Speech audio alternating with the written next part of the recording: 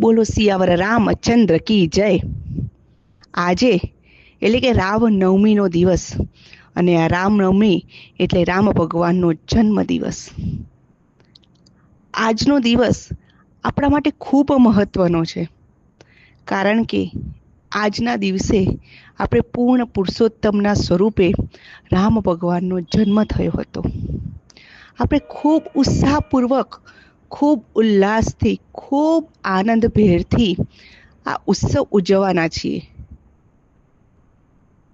ઠેર ઠેર રથયાત્રાઓ નીકળશે, પૂજા અર્ચના થશે, યજ્ઞ થશે, ભજન કીર્તન થશે, રામ ધૂનથી આખું ભારત વર્ષ ગુંજી ઉઠશે। પણ શું તમને ખબર છે કે આ તહેવાર પૂર્ણ થયા પછી જે ગંદકી ફેલાય છે એ શું આપણા રામ ભગવાનને ગમશે?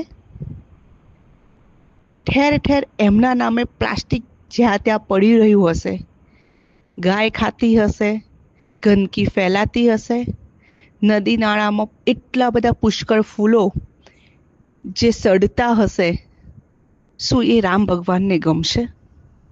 શું ગંદકી રામ ભગવાનને ગમશે? તો આવો આ રામનવમી સ્વચ્છ અને સુંદર બનાવીએ અને ભારત વર્ષને સ્વચ્છ બનાવીએ। બોલો રામચંદ્ર